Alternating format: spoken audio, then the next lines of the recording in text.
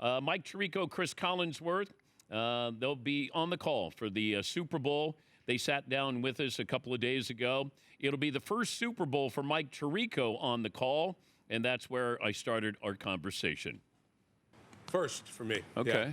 And then Mr. Patriot in the Super Bowl. He is. What is this, the fifth Patriot Super Bowl you've done? Is that unbelievable or what? Just a coincidence, of course. Well, maybe not. You never know. You know, I'm unpopular a lot of places. Maybe I can be popular there. You never know. Okay, where are you the most unpopular? Philadelphia. Okay. No.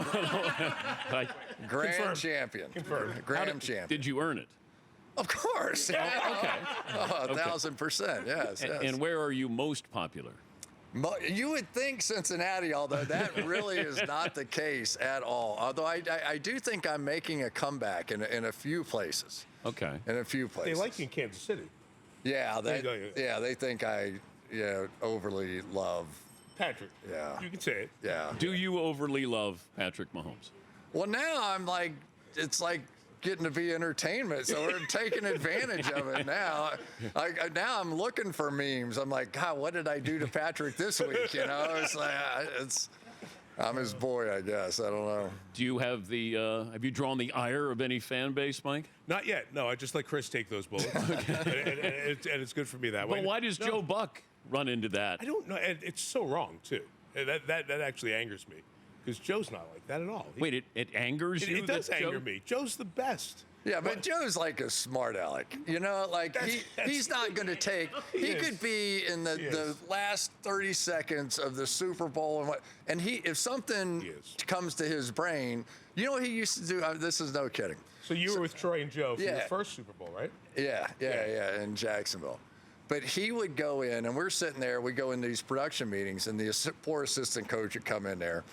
And we'd be asking questions, Troy and I, trying to break down the game and the whole thing. And Joe's got his card out, you know, he's like, it's very serious, make a note and doing all that. And then the coach would get up and leave the room. And then Joe, who does great impersonations, would do an impersonation of the coach he had just met, leaving the room, talking about how incredibly stupid I am as a coach, and why would you ask me these? I mean, just like stand-up comedy routines. So there's a reason why, you know, fans, they catch on. Yeah. But do you listen, like social media, does it, you know, bring attention to things that are important to you that maybe you didn't realize that what you're saying during a game or not saying during a game? I think every once in a while you'll get caught making a mistake, and that's fine. That's legit. But most of the criticism is there's a direct correlation with who loses the game and who's angry at you on social media. But I think what we all want to do is play-by-play guys, at least. You want to get on social media. Well, maybe you don't want to, but if you get on, you want somebody to say, you're so pro-Rams, and then the next tweet to say, you are so up the Bears, you know what. You know, like, okay, fine. Then I did a great job, and I'm going to leave tonight happy. That's what you want. That's the single most asked question I've had in my career. Why do you hate thee? And then whoever follows after that, and so why do you hate the whatever, the Rams? And, you know, you try to answer it, but it's like there's no way to answer that. Like, why do you hate the? And I was like, you know, what's your favorite team? Well, the Rams. And I said, do I hate anybody else? They go, no, just the Rams. I've listened to you a long time. You just hate the Rams. I'm like, okay, all right, I'll work on it. It's the team calling Super Bowl 60 this Sunday. Mike Tirico calling his first Super Bowl, and Cris Collinsworth calling his fifth involving the Patriots. The storyline going into this game will be what for you, Mike? That's a good one, because there's not one of those, here's Brady going for his third or his fourth or his sixth or anything like that. I think for me it is, can this New England team, which we're so familiar with, and they're the best party guests at the Super Bowl, they're always here, can this New England team with a new era win the old Patriots way? Defense, quarterback, don't make a mistake, get in a close game, and find a way to win. To me, it's really magnetic what this team has done in a short period of time. It doesn't mean to be East Coast bias, but I just feel like that national brand and all their success, and they've been to 12 now, which is insane, and they're going for 7, which nobody's done before. And the owner can't get in the Hall of Fame. Or the coach who won the 6. Yeah. How about that? Silly. It really is. Okay, which one's crazier, that the owner with 11 or the coach with 6? They're both so stupid, I can barely stand it. I mean, why do we have a Hall of Fame then? Is the Hall of Fame not supposed to be about who are the best teams and coaches and owners and all that? Like, it makes no sense. But we have to understand the group that was voting, they can't vote everyone in, right? So there were decisions that had to be made. Were guys going to be up for their last time and all that, which speaks to the larger issue of what they're trying to do. And that whole first ballot Hall of Fame thing is great conversation. You guys have crushed that conversation over the years, both sports. I mean, you know, how circular is the Pete Rose, the Barry Bonds conversation on the baseball side? But of course these guys are Hall of Famers. So, But are they being punished for cheating? what do you think? I just told you I'm making up ground with the people in New England. I'm not giving it up now. Well, Mike, I can ask you. Nobody hates you, so There we go. You answer this Yes. question. Let's start this way. If they are, that's wrong. I don't know what's in the mind of the people voting. So I voted on the AP All-Pro team and MVP and all that. And I didn't do it this year because starting the NBA, I didn't feel like I had the time to do it the right way. And Chris can tell you, like voting for the left guard who's All-Pro is hard. But that's historic stuff. Like, that's the stuff that are benchmarks for a career. If you don't have the time to do it the right way, I believe that all the people doing the Hall of Fame voting really invest in it and spend time in it. But it's a hard nut to crack when you're trying to justify, did everybody do this the right way? well, I don't want them changing the rules, the process, during the process. You want to change the system, but don't Yes. say, I'm not going to vote for Kraft and Belichick because they're going to get in. Let me try to get these other guys in. That's a flawed system. And the outcry from the people who are in the game about Belichick not getting in, that tells me that the system needs adjustment. Yeah, it sure does. You got suggestions there?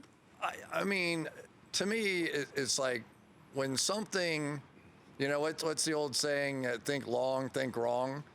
Like if you're thinking about the other stuff, like I'm a football fan.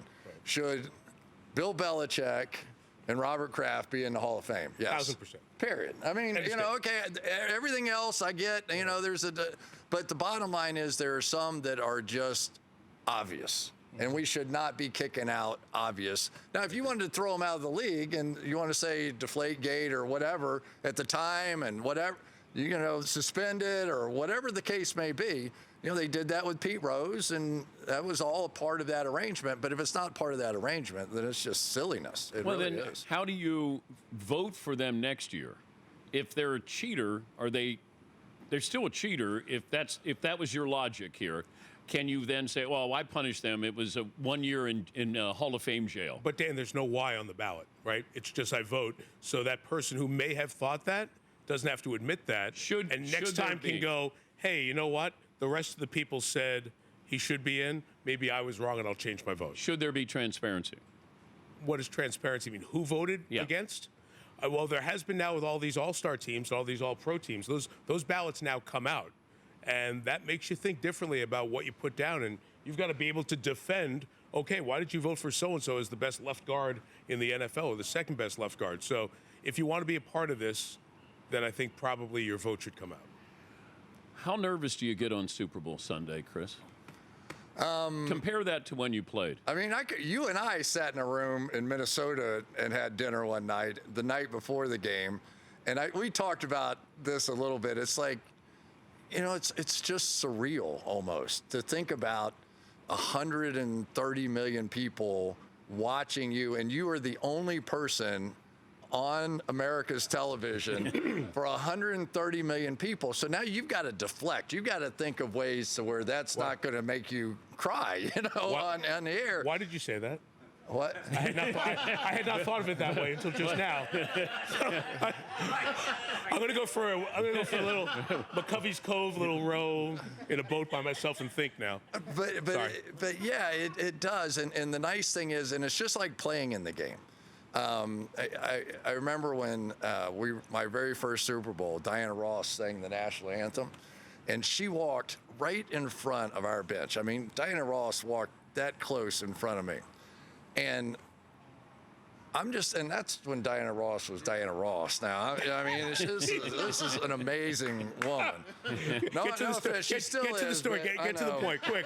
Go. But it was, so we're all sitting there with our mouths open, and she's going, and we go in at halftime, we're down 20-0. I still think it's the Diana Ross match. If she'd have walked in front of the 49ers bench. Okay, you don't know what this is going to be like. I have no idea. But Is that good? How do you use that to your advantage? I've never worried about how many people were watching when I was doing a 2 a.m. Sports Center with you, or I didn't do the 2 a.m. Like. I'm sorry. He was a Hall of Famer. I mean, I did the 11 Craig, o'clock. the Wednesday 1 a.m. off the baseball doubleheader when Chris Myers wasn't going to be there. It was us. Yeah. And Overman showed up. Didn't call in for work.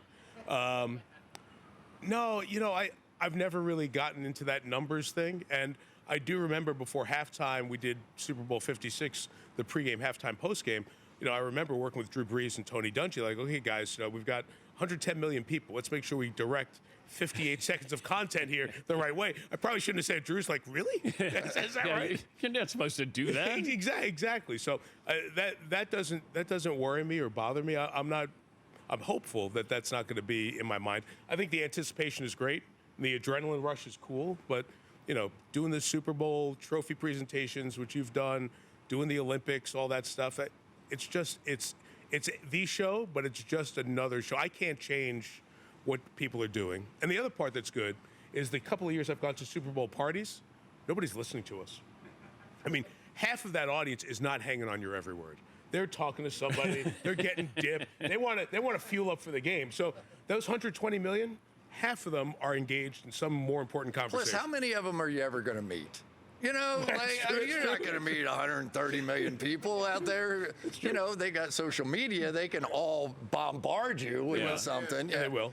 But, I mean, the bottom line is it's just like playing in the game.